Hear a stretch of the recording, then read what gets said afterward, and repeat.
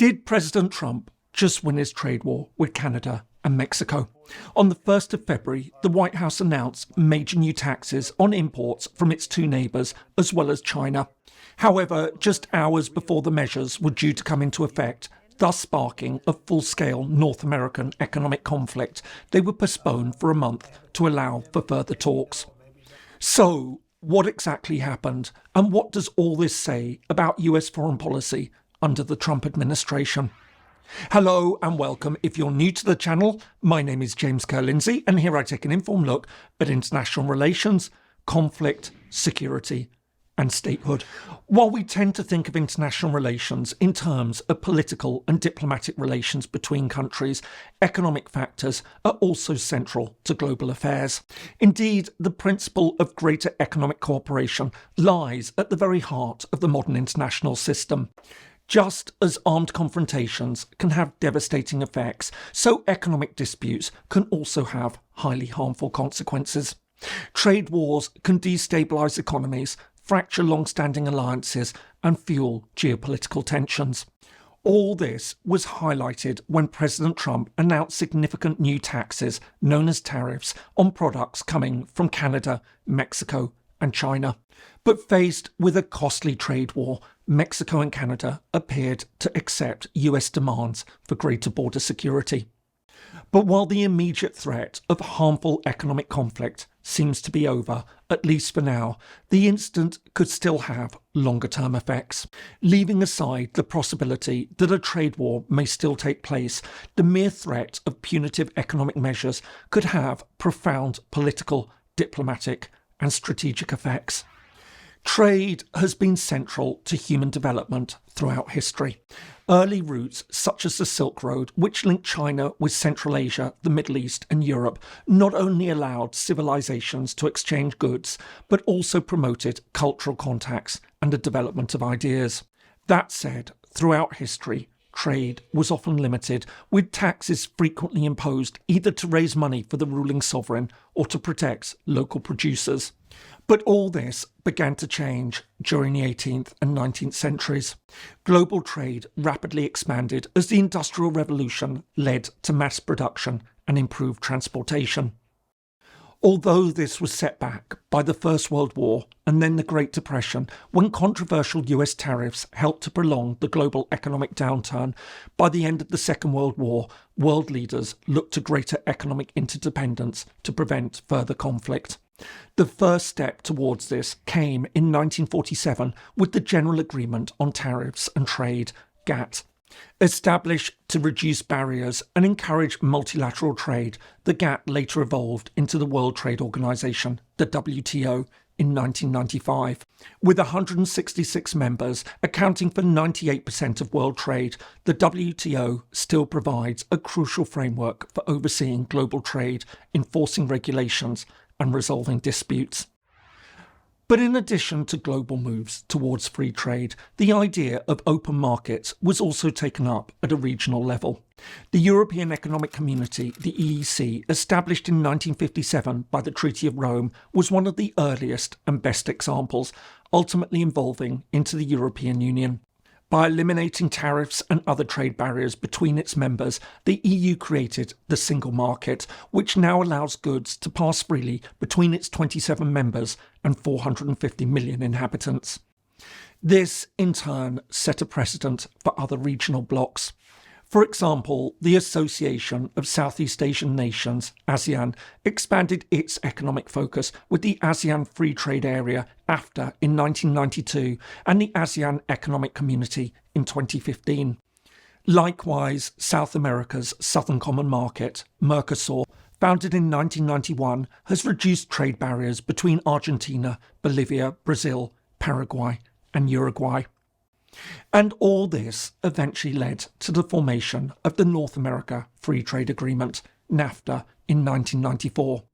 Designed to eliminate tariffs and encourage investment between the United States, Mexico and Canada, trade surged over the following years, rising from $290 billion in 1993 to over $1.1 trillion by 2016. But while many saw this as a success, NAFTA also attracted considerable criticism. Opponents argued that the outsourcing of manufacturing to Mexico had led to US job losses. Likewise, pressure on Mexican farmers from subsidised US agricultural products forced people to move north in search of jobs, thus feeding US concerns over rising immigration. And it was this growing discontent that came to the fore in 2016 when Donald Trump first ran for president, arguing that existing trade agreements disadvantaged the US and calling NAFTA the worst deal ever made. He launched new trade talks soon after taking office. In 2018, NAFTA was replaced by the United States-Mexico-Canada Agreement, the USMCA. But while Trump presented the new treaty as a massive victory, critics argued that it only offered limited improvements over NAFTA. Meanwhile, Trump also took on other competitors, insisting that unfair trade practices by other countries undermined American industries. Washington imposed significant new tariffs on Chinese goods, including steel and consumer products. This, in turn, saw Beijing impose retaliatory measures on US agricultural produce. But although the battle effectively ended when the sides reached a new trade deal in 2020, tensions nevertheless remained as China continued its rise as an economic superpower. On top of all this, Trump also took on the European Union.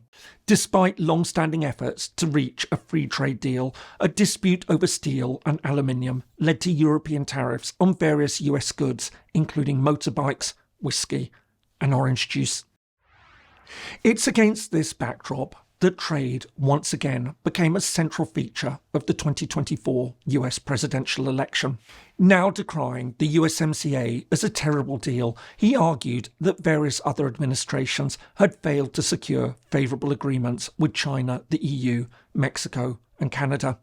As a result, Trump promised to reshape international trade to protect American industries, increase US jobs, and reduce the country's reliance on foreign manufacturing. To this end, he promised to impose a standard 10% tariff on all imported goods. In addition, extra punitive measures would be introduced for countries that engaged in what the US saw as unfair trade practices.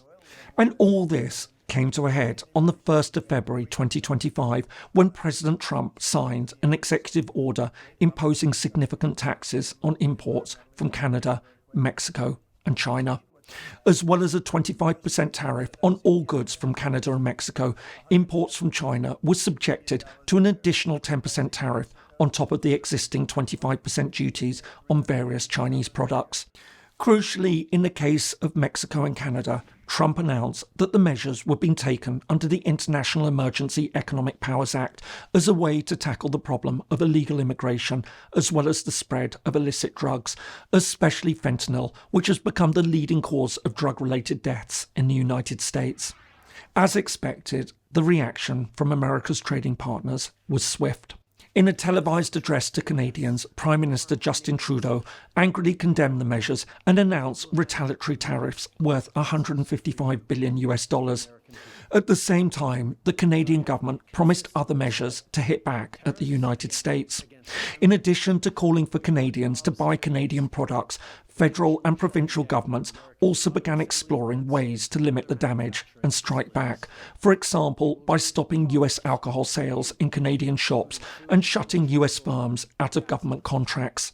Meanwhile, as Mexico also hit back at the news by announcing duties on various US imports, China took a rather more low-key approach. Promising its own countermeasures, it also announced its plans to file a complaint to the World Trade Organization. Meanwhile, all this also prompted wider concerns about the global effects of a trade war on so many fronts, especially as Trump also threatened to impose further measures against the European Union, the world's largest trading bloc. For example, the S&P 500, one of the leading US stock market indicators, fell by almost 1%. But while the Chinese tariffs went ahead as planned, resulting on new retaliatory taxes on US energy and agricultural exports, Mexico and Canada won a last-minute reprieve. Just hours before the new taxes were due to come into force, the news broke that they'd both reached an agreement with the White House. in return for increasing their security presence along the border with the United States to prevent illegal immigration and the spread of drugs, the US measures would be postponed for 1 month to allow further talks. So, what does all this mean? Most obviously, it averts an extremely damaging North American trade war, at least for now. Even if supporters of the tariffs argue that the long-term effects would be positive for the US, a point that many economists contest, there's little doubt that everyone would be harmed in the short term. In addition to the effects on Canadian and Mexican companies whose products would cost much more in the US, this would inevitably lead to increased costs for American consumers, further fueling inflation. But leaving aside the economic effects of the tariffs, there's also the question of whether this represents a political win for the new US administration. To critics, all this will be seen as unnecessary bullying that will have done more harm than good. Apart from the lasting public relations damage in Canada, they'll argue that Trump has exacerbated growing fractures within the Western alliance. Taken with his other recent threats against the EU and NATO partners, all this will inevitably raise questions about the very nature of the US relationship with its Western partners. In contrast, Trump supporters will see it as a major victory for the president's tough America First approach to negotiations, especially as just a week earlier he'd forced Colombia to accept deportees using similar tactics. By threatening punitive measures against America's neighbours and key allies, they'll argue that Trump has not only helped to protect the United States from migrants and drugs, but has also sent a powerful message to the world that the US will look out for its own interests and can't be pushed around. At the same time, by imposing tariffs on China, they'll argue that he's told the EU that he's serious about tackling perceived unfair practices. This will all play well with those who believe that the US has been taken advantage of by friends and foes alike for far too long. Meanwhile, this certainly isn't the end of the story. Aside from the fact that we could be here again in a month's time if Trump doesn't get what he wants from Canada and Mexico, we could still be facing the question of a major trade war between the United States and the European Union.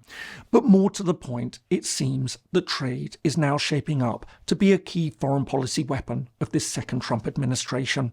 Given everything that we've seen with Canada, Mexico, and Colombia, many other countries will now be worrying just what concessions they'll have to make under the threat of punitive tariffs if they don't comply with US demands. I hope you found this useful. If so, here are some more videos that you might find interesting. Thanks so much for watching, and see you in the next video.